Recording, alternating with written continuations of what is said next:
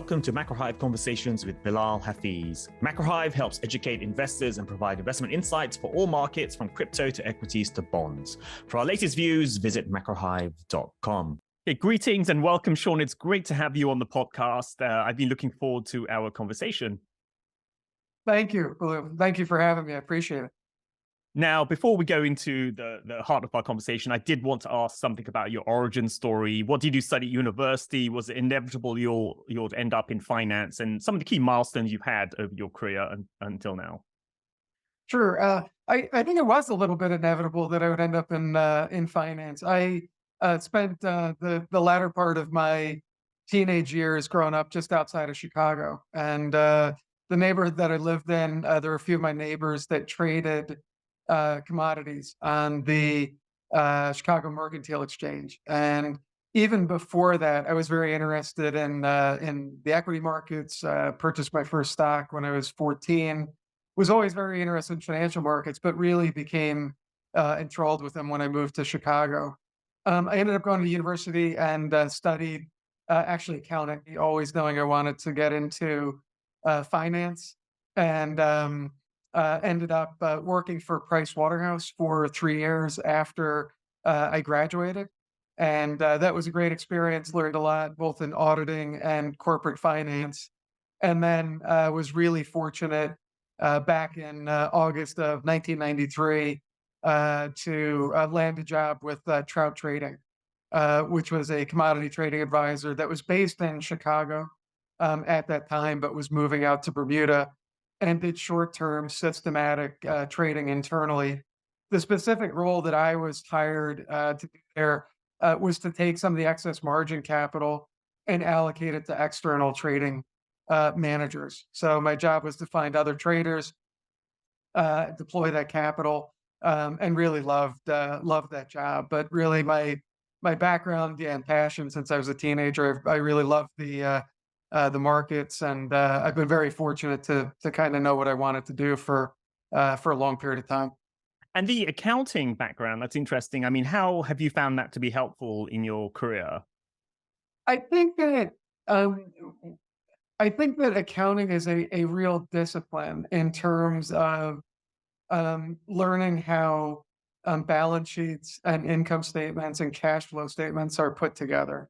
I think it gives you a very good foundation to understand, one, how businesses work, two, how processes work, because part of trading and investing is a process. You have to put the trade in, you have to account for it, you have to finance it, you have to reconcile it, you have to value it. So all of these things you learn in accounting. And also at Price Waterhouse, I was fortunate, they were just starting up their corporate finance group about the last 18 months that I was there.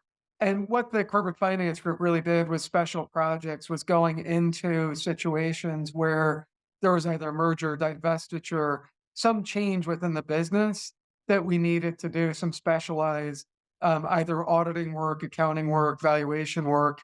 And that was great to get ready for the markets because the projects were very varied in their nature. I was 22 years old at the time. So I was really fortunate to be part of that group and get some exposure. And then I was extremely fortunate to join Trout in August of '93. And when you said you joined Trout, was that in Chicago or Bermuda? Where did you end up going? I knew I was going to be moving to Bermuda, but I started in Chicago, and that's where I started. I was actually going to get my MBA at night at the University of Chicago.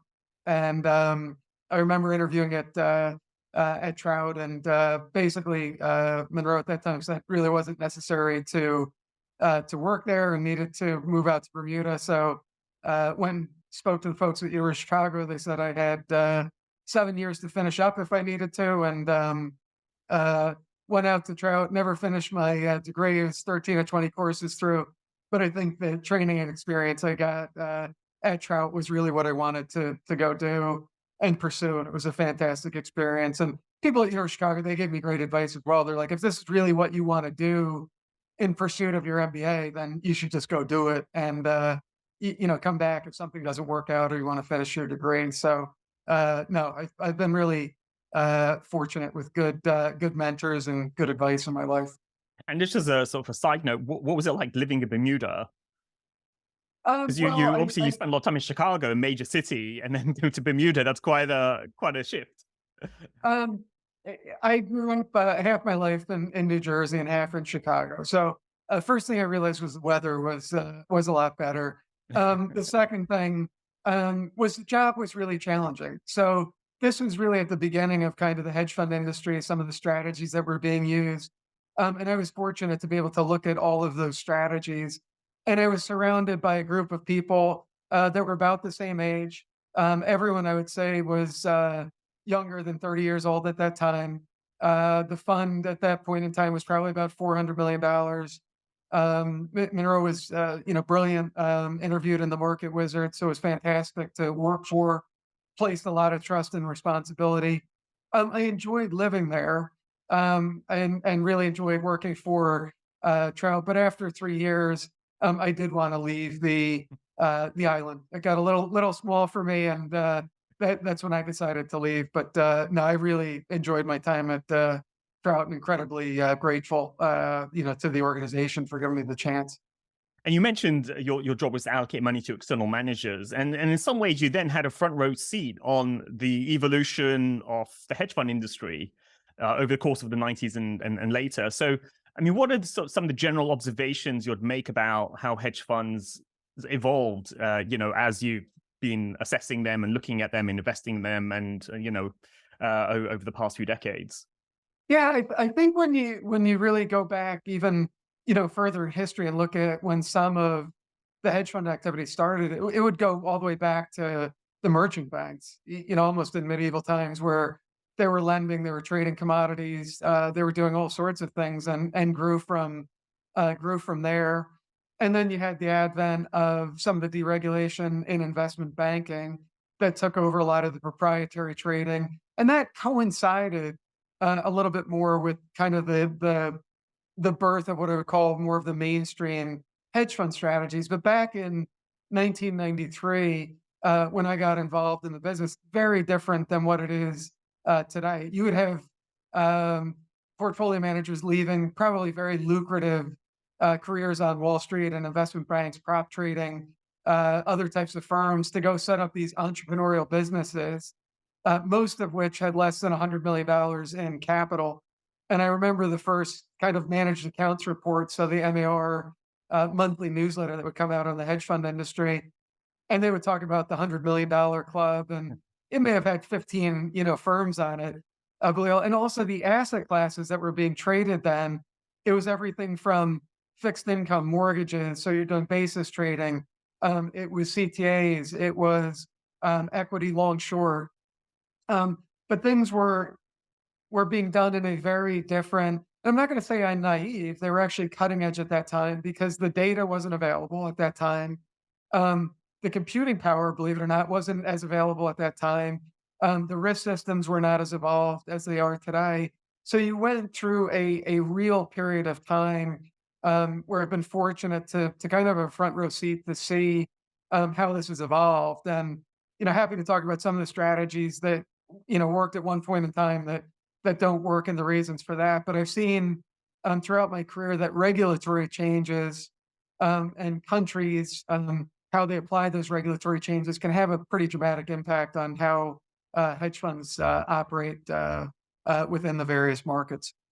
Yeah, perhaps we can talk about some of the investment strategies. I mean, a very common one, obviously, is, especially among CTAs, is some kind of momentum trend following strategy that in some ways forms the sort of bedrock of many systematic traders and even discretionary traders, whether they admit it or not. In many ways, they're just following the trend. So what are your thoughts on something like momentum and how that's changed, or the way people implement that? There's been some mixed performance in the last 10 years, one could say.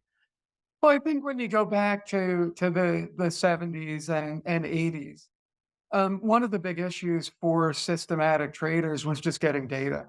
So you would have to you could buy, daily kind of high-low close data, but if you wanted to get more granular than that and get tick data, there were some tick data services, but you really had to collect it.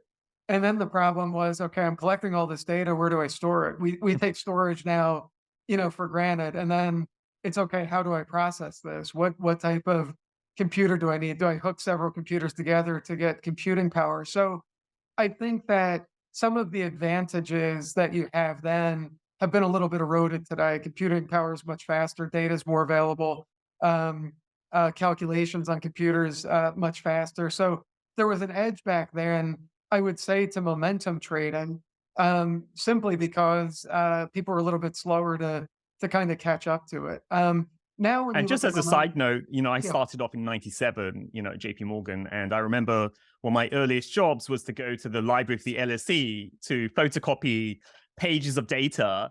And then my job was to input it into a Lotus 123 spreadsheet. Lotus 123 was a thing back then, it was a rival to Excel. And actually, we were using Macs back then. It's weird to think that in corporations, Mac was still used as well as PCs. And then we'd use that to crunch data. When I think back, I kind of think, wow, how times have changed. but think of how valuable it was.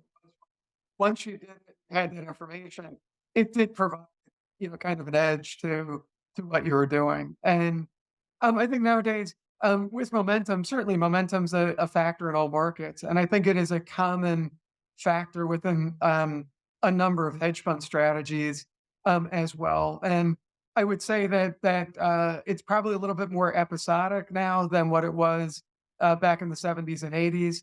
Also, you had a more inflationary environment in the 70s when you had trend following strategies that were relying a little bit more on momentum. And we haven't really seen a highly inflationary strategy until, kind of last year, and we'll see how long it lasts. But in the 70s, it obviously lasted a long time. Commodity markets weren't as well known. And the other thing we should talk about is just transaction costs and access. So you only had a few FCMs that you could go to if they would accept you.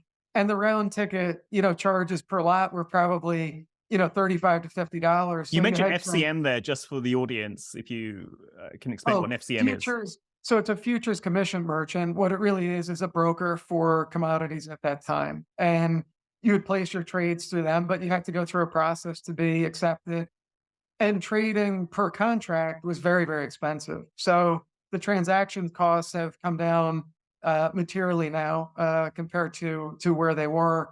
But it was a very, very different time period. But I would say in some ways, much less efficient than what you see today. But still, the factors that existed then that have been well documented by Barra and academic research, value, momentum, they still exist and within the hedge fund marketplace today. And I would say the two most common factors in most hedge fund strategy are a combination of value and momentum, because you want to buy something that's either cheap and going up, or you want to short something that's expensive and going down. And that's to me, that's kind of the whole key to hedge funds. And say something like value that, everybody wants to have a value strategy, but it hasn't performed well over the last 10 years. That's been quite a puzzle in some ways. And people have put up all sorts of reasons. One kind of line argument is that maybe we're using the wrong metrics. Maybe there's something around intangible assets we're not capturing, or maybe, there's some other reason, low interest rates, stop value strategies from working. I mean, do you have thoughts on that? Because this is like a much debated area. I think I agree that some of the accounting is inaccurate. I think it's very hard to properly account for the data to go from analog businesses, which we had, all the way kind of to the advent of the internet, to digital businesses, which are now scalable much quicker across the globe. If you have a great idea now, there's never been a better time in history to scale that idea and take advantage of it. And I think that's important for businesses. I don't think that accounting necessarily has caught up to some of the intangibles that are embedded in businesses that are more digitized and that have lower absolute types of fixed assets and things like that. So, in the old days, if you looked at the advent of the railroad, well, you had all these physical assets and miles of tracks and railroad cars, locomotives, all of these things that were fixed assets that you could put your hand on and figure out how you're converting those fixed assets into revenue and what you're charging. A little bit harder today, I would say, with some of the new business models and some of the more platform-oriented business models that don't rely as heavily on assets. And you can look at a number of them, VVRO, things like that. Don't really have assets, but they're just digital marketplaces. So I think it's fascinating how it's changed. But I think the classic definition of value has changed a little bit. One country I would point to, though, where I think there was a lot of value that's now getting unlocked is in Japan. So you did have traditional metrics of value there, land prices, carrying prices of equipment, all of those things. And now you're seeing more of a focus in Japan of a little bit better corporate governance, a little bit more of rewarding shareholders. And I think that's why you've seen the Nikkei perform so well, particularly over the last year, is that some of that value is starting to get unlocked. So that may be a case where it was really, really cheap. And again, there was a reason why it wasn't being unlocked, but now it's being discovered. And you mentioned earlier regulatory changes that impact strategies. What did you mean by that? Was it what you were talking about in Japan, these shifts in governance rules, or was there something else you were referring Yeah. to? Well, a couple examples I can give in the US, and then we can also shift to Japan. So in the US, one of the first strategies that I thought was amazing, sharp ratios above two, all of those things, was utilities pairs trading. So when you looked at the utility industry back in the early 90s to late 90s, it was all regulated. So it was a homogenous group of securities, all kind of in similar regulatory structures, different states. They could be powered by nuclear or gas or different things. They could be subject to different, um, basically capital rules, things like that. But if you were an expert in that area, you had a very good chance of picking uh, which utility to go long and which utility to go short. And the strategy worked very, very well, I would say, for about a decade, but then started to lose its ability to produce consistent returns when you had the deregulation of the utility industry. So that really changed that strategy. So something that was stable and that worked very, very well, that shifted. I would say the same thing in energy, pairs trading with oil and gas worked very well for a period of time when you had OPEC really controlling the price of oil, and then once you had fracking come into the picture and you had oil prices in a much wider range, and not that oil and natural gas aren't volatile enough, but you really took out some of the underpinnings of that. I think it changed the global structure of the market, and you had portfolio managers that had performed exceptionally well for a decade that suddenly really started to struggle. So again, this other type of change, and not necessarily regulatory in that case, but just a market imposed change. In Japan, you did have a time period where the Japanese government didn't look as favorably on alternative investment firms, hedge funds operating within Japan. That really pushed the market offshore. You had all these Japanese hedge funds working in Hawaii at that time, in California, and different time zones. But over the past 5 years, the regulatory conditions in Japan have changed, and they've certainly welcomed alternative asset management firms back. I think you could also look at a big market like India, where it's incredibly difficult to short. And we continue to look at a market like that as it opens up. Will that make some of these strategies easier to implement there? And then certainly China, you would have said, 10, 15 years ago, really, really hard to short or run a hedge strategy. And it's become easier now over the last 5 years. And you mentioned shorting. That, I mean, in a finance theory perspective, shorting is just part of efficient markets, and there's kind of an ecosystem with shorts reveal information about the market. But obviously, politically, shorting has a stigma associated with it. I mean, what are your thoughts on shorting and the politics of it? Often, when we had the global financial crisis, shorting was banned for a period of time, and funds can be demonized somewhat for shorting. What do you say about that? Yeah, look, I think that short selling. One, I believe fully it should be allowed.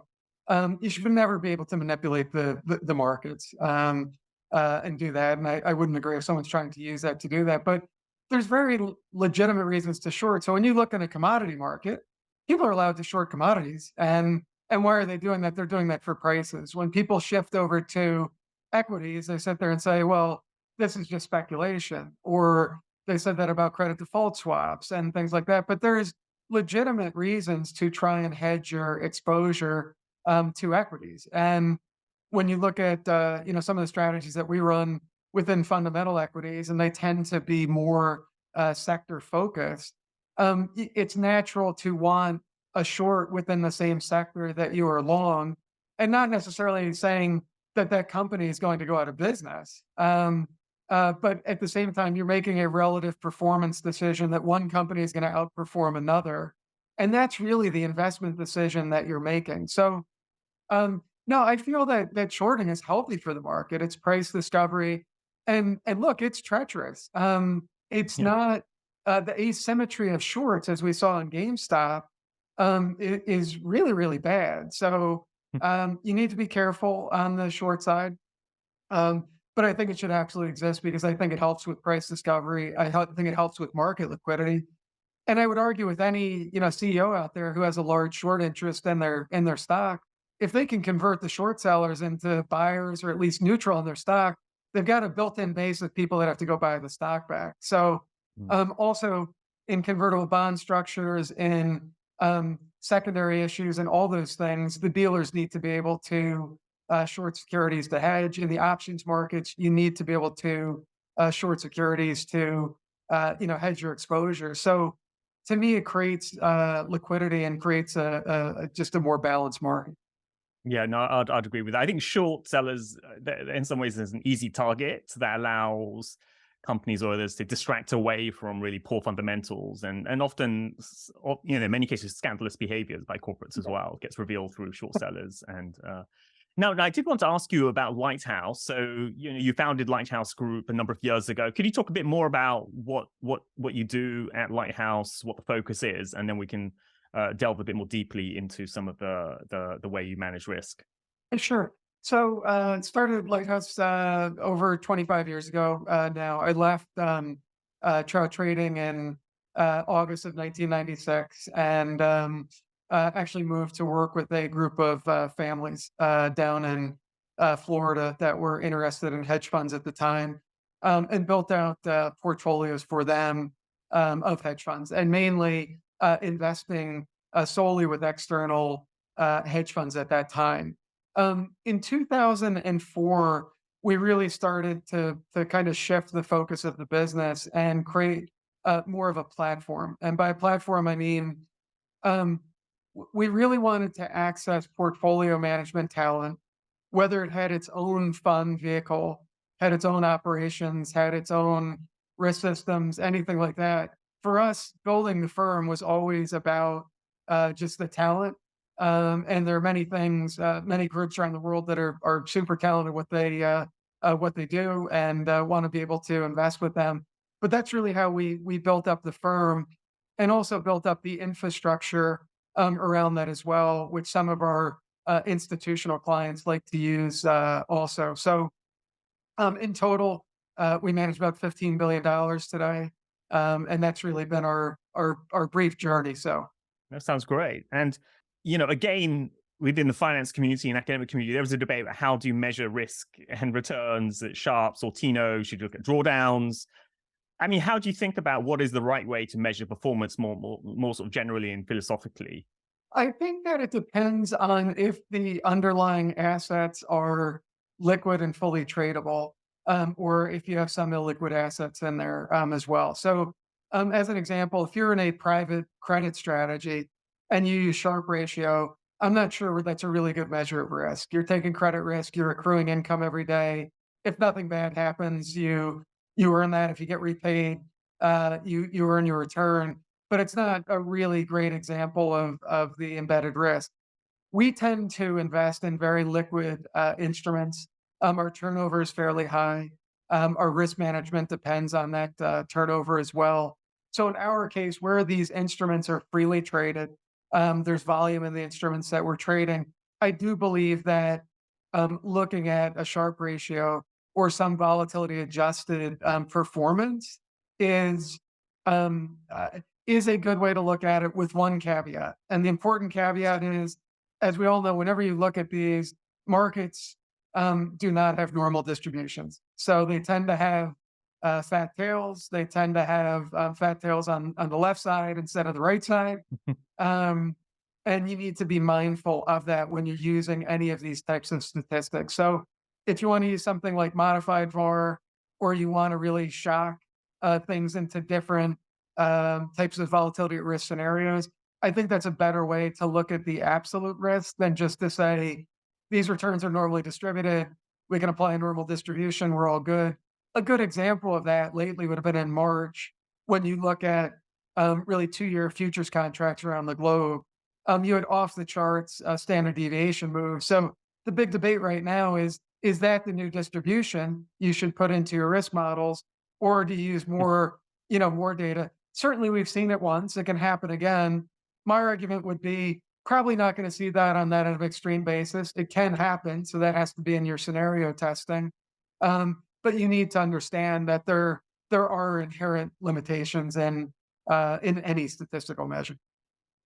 Yeah, no, I'd agree with that as well. And in terms of the strategies, are they systematic? Are they discretionary? Are they a mix? Philosophically, where do you stand on discretionary versus systematic? Yeah, I love both because I've seen, in the early days back at Trout, I saw systematic strategies work extremely well, and have invested in systematic strategies throughout, throughout my career. I think that they're tough, and it's a little bit of an arms race as far as the computing power, the talent, the transaction costs, the connectivity, all of those things to implement, especially higher frequency types of systematic strategies, I think are very difficult. I think what'll be interesting is to see how there are a few groups I would say that have got machine learning right within the systematic space. It'll be interesting to see how AI plays out in the future within that space, and I'm sure it will have an impact on it. But also, I'm a big believer in fundamental investing, and can see that over many, many years that stock analysts, they're actually very good at predicting earnings, at looking at the fates of companies, but not always earnings. And you can have a different environment where stock prices don't always track earnings over a short period of time. Over a longer period of time, they should. But I believe in both types of strategies, and we want to blend them really to create as smooth a return stream as we possibly can. Yeah, I mean, we've been doing a lot of work on machine learning and AI on trading strategies, and what we found is there is some promise in it, especially when you use it on existing trading strategies. There's a lot of interesting things you can do. So I think it holds a lot of promise, I think. So I'm quite optimistic on that side. Yeah, and I think if you had truly unique data sets to apply some of the technology to, yeah, I think that there's a lot of things that can be that can be done. But I'm sure you've also seen that over time, some of the machine learning in the early days was really what I would call more curve fitting, and it's a little bit problematic if if you're just searching for a solution rather than trying to determine a probability of outcomes that are reasonable and somewhat sustainable. So seeing certainly kind of a number of mistakes made in the area, and I'm sure some mistakes will be made with AI as well. But no, I'm excited to see what the technology can do. Yeah, yeah. And now in terms of platforms, I mean, the way you've constructed your platform is a bit different to how many people would think of a platform fund, hedge fund, where they think of Millennium or, these sorts of platforms where you have, the overall company, and then PMs join, they have a pod, they use the platform hedge funds infrastructure, and then they sort of trade it, in that way. But you seem to have kind of hybrid type system. I'm not sure if that's the right word to use, but you have the pod system, it sounds like, Yeah. but then also you have an allocation to external managers who Yes. you somehow integrate into the system, and you almost have an agnostic approach to whether they're internal or external. Is that a fair characterization? That is correct. So if our portfolio managers, if they would prefer to, set up their own management company, we can do that. If they prefer to be employees, we're flexible in that. And again, it really goes back to the background that I had when started in this business, and the partners that I have in this business. That we work within a hedge fund, and yet we had external portfolio managers managing a portion of it as well. So it was a fairly unique setup at the time.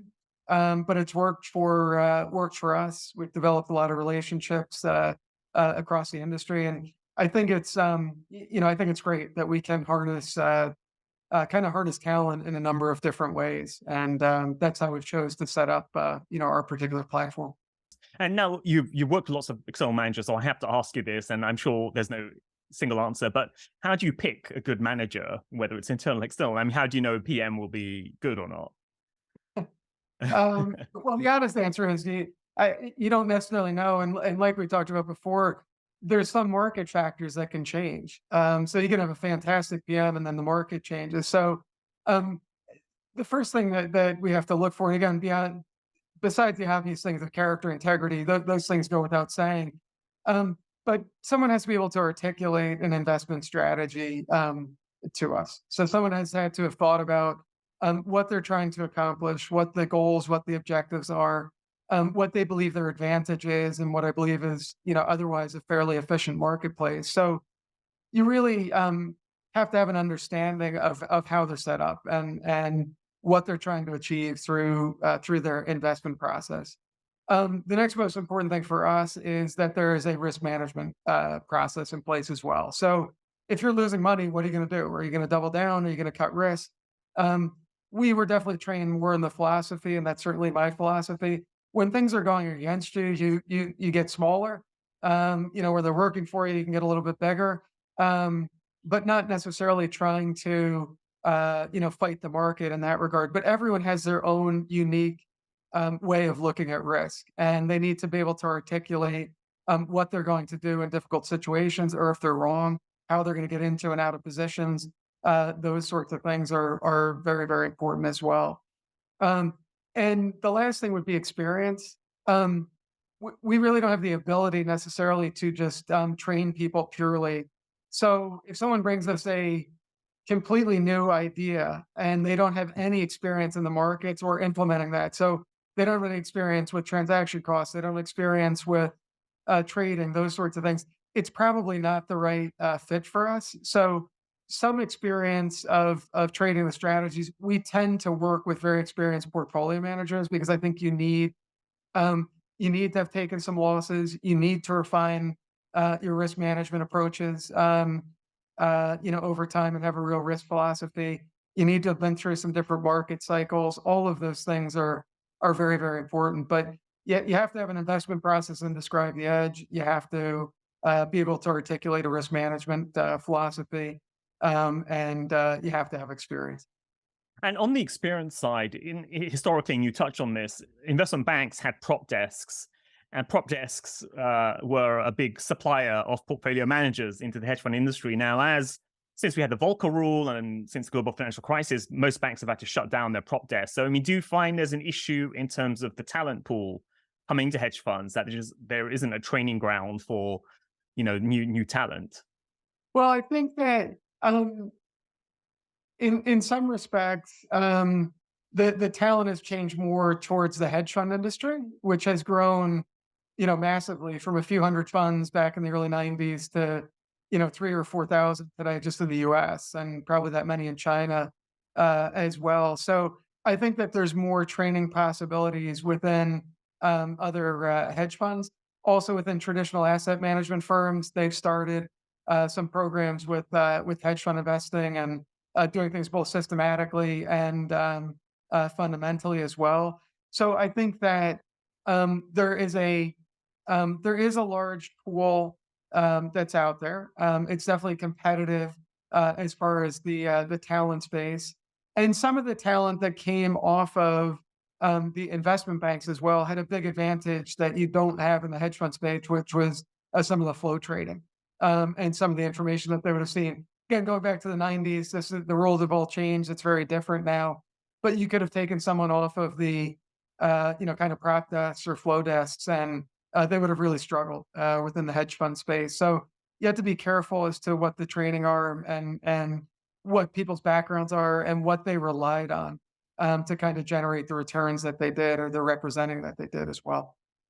And in terms of the macro regime today, we have high inflation, high interest rates. It does feel like we're entering a new regime, which is quite different to the post GFC period of low rates, and even before that, a low inflation environment, pretty much since the mid '80s, you could say.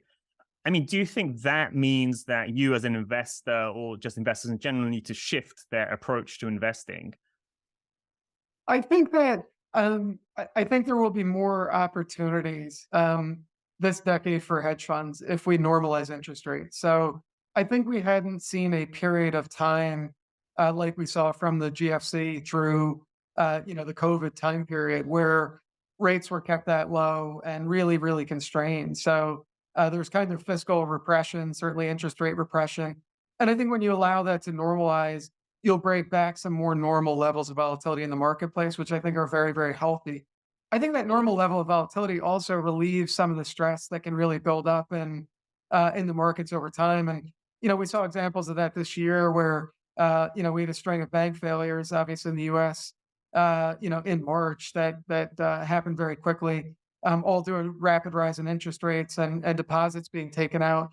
I think the more you can diffuse risk across the system and let it blow off a little bit over periods of time, it's much better than having catastrophic risk events.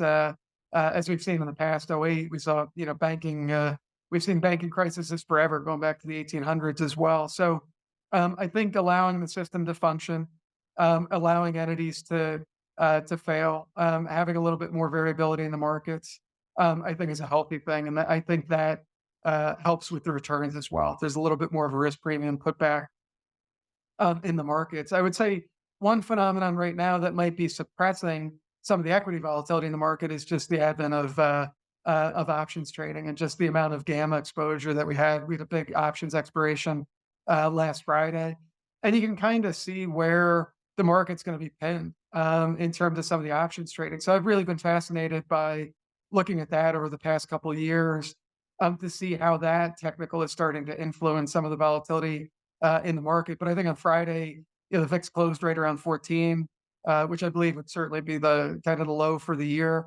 But it was on that options expiration. So I think these dates in September, December, I think they're becoming more important. But the buildup technically in the markets is also really critical to understand and watch. If you're trading in a shorter term time frame, if your investment horizon is years, I don't think it matters as much. But I think it's something that we need to pay attention to. I mean, can one build an investment strategy, do you think, around these short-term dynamics? I think you can. I think there are people that are starting to. I think some of the machine learning approaches may have already started to pick up on some of the things that are happening around.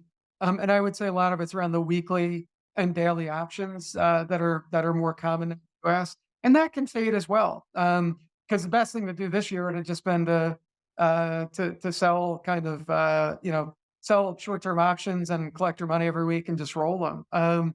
But I think we've seen that with the VIX a few years ago, where everyone was kind of selling down the curve of the VIX, and it blew up in about a week's time. I don't think this will end well, and that will probably change the market dynamic again.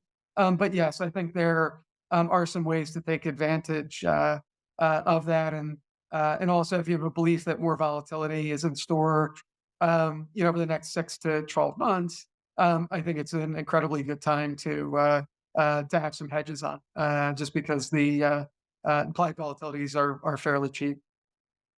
Yeah, and another dynamic that may or may not change, we'll see, is the rise of private markets, especially since the global financial crisis. Private equities become huge, VC, private credit, and so on. One is obviously, is that an area of alpha for you? And the other question is, has that crowded out public markets? So there's less opportunity for you in terms of just the universe of instruments that you can trade. Yeah, I think when you look at the rise of private credit, and just going back to kind of Dodd-Frank and Volcker rules, that has changed the landscape of hedge fund investing. I would say we are less involved in the private markets, but I think it's a great opportunity because, again, you've had a regulatory change where banks have had to come out, and you're seeing alternative investment firms fill that. I think the other interesting thing is in the U.S., you are seeing private companies and the equity of those private companies stay private for longer. you have seen a drop since 2000 of the number of listed equities in the United States. But if you compare that to the number of listed equities in China, it's actually risen. So you have all these ebbs and flows around the world, and that's why it's very important for us to have a setup. Our platform has to be global to take advantage of these changes. I think the change in the Volcker rule made it a little bit easier for hedge funds because prior in 2007, if you looked at merger spreads, they were dominated by investment banks. They had the lowest cost of capital. They had the ability to trade those spreads. They could leverage up their balance sheets. Well, that source of competition and those spreads is gone. So you really do have to, kind of watch these changes and see how they're happening. I think it's great. I think again it diffuses risk as we spoke about a few minutes ago across a broader platform of investors, which is generally good for the markets. And I really don't think anyone has kind of an unfair cost of capital advantage, as I think the investment banks did. And, from kind of '04 to '07, they just had a lower cost of capital and could really pile into these strategies at a much tighter spread and make a return on equity that worked for them. So I think this will continue to evolve, but I think there's always opportunities that come up from these changes. And in terms of, when you look through your crystal ball to, the outlook in terms of trends for the industry in the next 5 to 10 years, what are some of the things you see? I mean, one of the contextual points I just wanted to add was, we've obviously seen a massive rise in ETFs and passive investing, in the last 10, 15 years.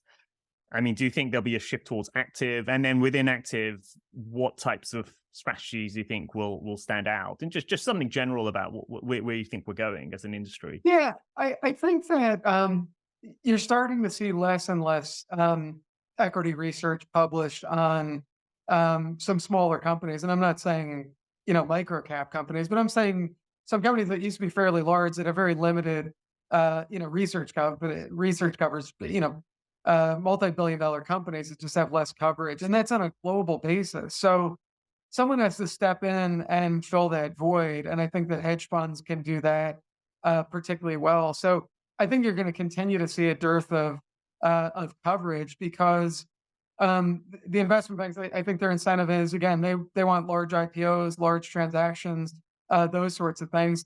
I think the cost of companies being public will continue to remain fairly high. So unless you break down some of the regulatory costs and other things that are necessary, I think that fewer companies may choose a public route until they're of a certain size going forward. I think when you look at a market, if the government-sponsored entities really want to get out of that market, it's going to mean that more kind of private capital is going to have to flow in there. It'll create more volatility. Again, that's something that can be taken advantage of. But I think these regulatory themes will continue to drive that. I think also you will start to see the ability of more crowdsourcing of ideas. There's a few platforms that have been developed just to go do that, to take talent globally, no matter where it is, to provide data sets to really talented either computer scientists or other individuals that have ideas on how the market works, and you can harness their ability as well. And then also, I think it will become easier just to clear and settle trades going forward. I think there'll be a more unified approach, and whether that's through the blockchain or other technologies that are developed. It's really funny that we sit here today and you have so many disparate systems and things that need to talk to each other.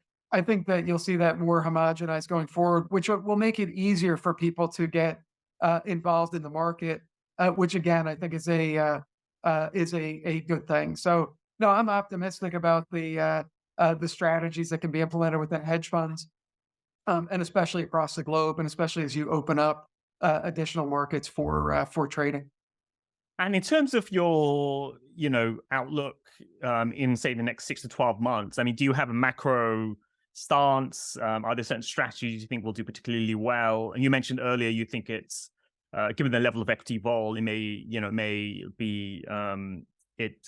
be useful to use low level of vol to hedge yourself against an equity correction. That's something you're thinking about. What sorts of things are you sort of thinking about? Yeah, I think when we look at certain strategies, we kind of bucket them into more evergreen strategies, and then things that are more opportunistic. So we believe that the alpha approach we have in the equity markets, which again it tends to be more fundamentally based and sector focused. We think that works well in the majority of environments. Certainly, it can go flat for a period of time, but the equity markets, there's always changes in terms of company performance, in terms of earnings, in terms of product releases, consumer preferences, consumer travel behavior, all of those things, energy usage. So there's always going to be things going on within the equity market space that we believe managers can take advantage of. Same thing within the macro space. It's changing. So are we going from an inflationary regime to lower inflation? Are interest rates a buy here? Have we kind of capped the interest rate process within the US and within Europe? So I think those changes, again, are there to be taken advantage of, and we'll position ourselves to do that over the next, I would say 3 to 6 months. I would say other strategies are a little bit more opportunistic. So we haven't seen a huge credit cycle. Our credit allocation right now is some of the lowest that we've had in the firm's history. We're being patient there to see what unfolds. But if something does unfold, then we want to take advantage of that. Now, I did want to ask some personal questions as well to round off our Sure. conversation. One is, what's the best investment advice you've ever received from anyone over the course of your career? I would say the best investment advice would be probably to cut the losses. And Okay. I've never had a problem doing that. I think it's a skill that people need to learn. You can always step back and reassess, especially when your strategy revolves in turning the portfolio over every quarter to 6 months. When you think about that, it's kind of foolish just to hang on to a position. You can always re-enter it. You can always reassess it. And I think that's been really important to understand that you are not wish we could make money every single day. That's probably not going to happen. But you really need to be disciplined in your risk process and just admit when you're wrong and follow your investment process. So learning that from a very early age has been very, very helpful.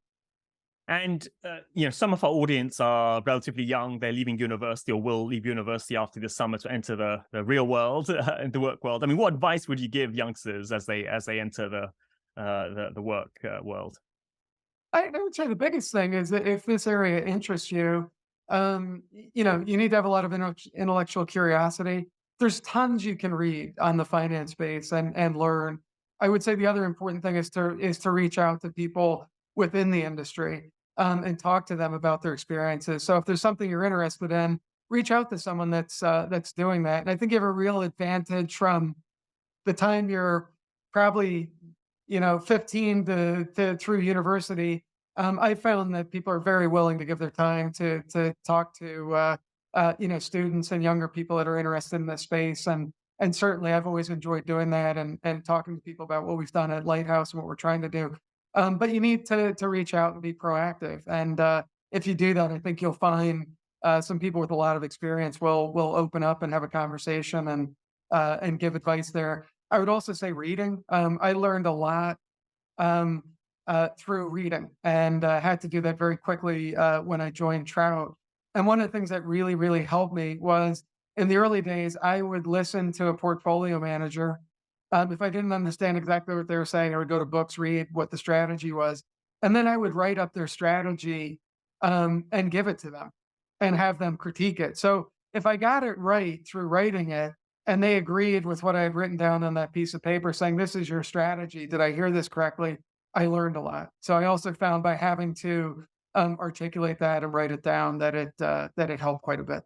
That's a great thing to have done, actually. I think you're the only person I've heard ever do that. That's great. I don't have as much time to do it now as I would like, but it's really how I learned certain types of strategies like convertible bond investing, fixed income investing within mortgages, things like that. And it really, really helped. If you can write it down and on one piece of paper and explain it to someone, I think you just understand it better. No, that makes sense. And you mentioned reading a lot there. So what are some of the books that influenced you? I would say, when I was thinking about this a little bit, 3 books that really in the market that I think are really important, especially for for maybe your younger listeners or people just started in the industry.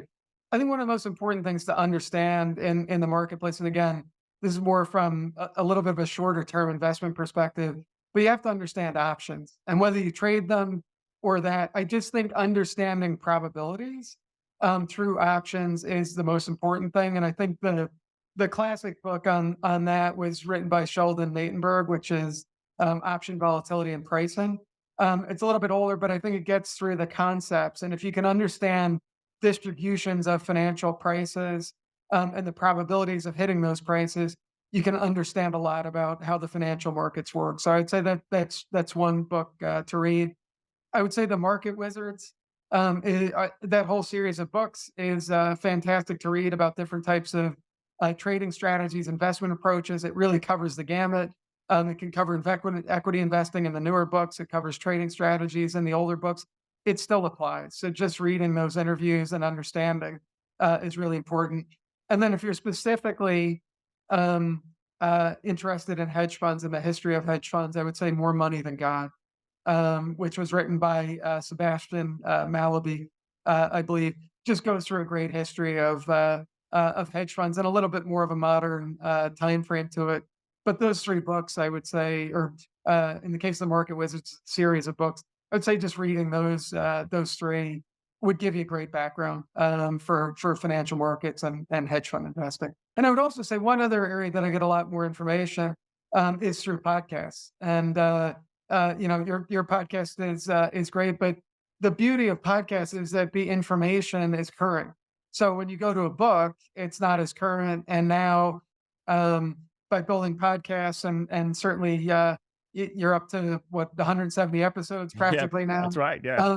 It's just fantastic as far as the amount of information that's out there and the timeliness of it and the guests and everything. So congratulations on what you've done here. And I think it is, I find myself, was a voracious reader, but podcasts didn't exist until a few years ago. I find myself listening more and more to podcasts and searching for different points of view, especially from different people. So thank you for doing this and putting this together. Yeah, no. I mean, I'm a big fan of podcasts as well. That's part of the reason why I wanted to do this as well. And I agree. I used to read a huge amount in my younger days, but now podcasts have kind of filled the gaps in some ways. Like you say, it's very current. I mean, if a new technology comes out, there's a macro event happening, you can get some quite thoughtful insights by listening to a podcast.